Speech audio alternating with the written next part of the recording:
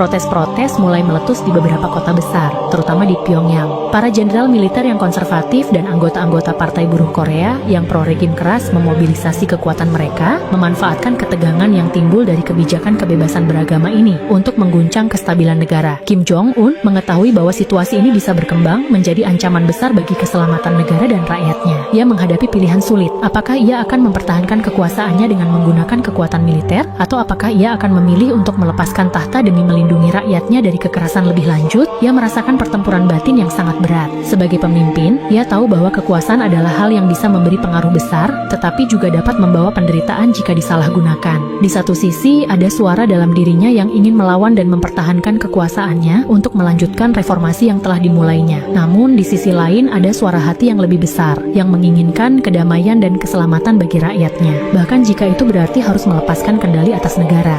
Saat Kim Jong-un berada di persimpangan jalan, suatu hal yang tidak terduga terjadi. Rakyat Korea Utara mulai muncul mendukungnya. Protes yang awalnya dimulai dari kelompok garis keras di dalam pemerintahan, kini mendapat tanggapan dari kalangan rakyat biasa. Mereka, yang selama ini hidup dalam ketakutan dan tekanan, mulai bangkit dan menunjukkan solidaritas terhadap pemimpinnya. Mereka ingin perubahan, mereka ingin kebebasan untuk memilih keyakinan mereka sendiri, tanpa merasa takut dihukum atau dianiaya. Di jalanan Pyongyang dan kota-kota besar lainnya, ribuan orang yang sebelumnya hidup dalam bayang-bayang pemerintahan yang keras kini berani keluar untuk menunjukkan dukungan mereka. Mereka tidak lagi takut untuk berbicara tentang perubahan yang mereka inginkan. Dalam demonstrasi-demonstrasi ini, mereka menyuarakan hak mereka untuk beragama, berpendapat, dan menjalani kehidupan yang lebih terbuka. Kim Jong-un terharu melihat bagaimana rakyatnya yang selama ini terbungkam kini mulai bersuara. Ia merasa bahwa meskipun banyak hal yang masih harus diubah, dukungan dari rakyat ini adalah tanda bahwa perjuangannya untuk kebebasan dan kedamaian tidak sia-sia. Dukungan mereka menjadi kekuatan yang sangat besar bagi dirinya, memberikan keyakinan baru untuk terus bertahan meskipun tantangan semakin berat. Namun, meskipun dukungan rakyat semakin mengalir, perlawanan dari dalam pemerintahan dan militer tetap tidak bisa dihindari. Kelompok garis keras terus berusaha menggulingkan Kim Jong-un dengan cara-cara yang lebih terorganisir dan berbahaya. Situasi semakin memburuk dan ancaman kudeta semakin nyata. Kim Jong-un tahu bahwa ia harus menghadapi perlawanan ini dengan tegas. Di tengah krisis, ia memutuskan untuk mengambil langkah berani dan menghadapi kelompok yang mencoba menggulingkannya. Meskipun menghadapi ancaman yang sangat besar, baik dari dalam maupun luar negeri, Kim Jong-un tetap teguh dalam pendiriannya. Ia percaya bahwa jalannya adalah jalan yang benar, jalan yang membawa kedamaian dan kebebasan bagi rakyatnya. Meskipun itu berarti ia harus berhadapan langsung dengan mereka yang ingin menggagalkannya.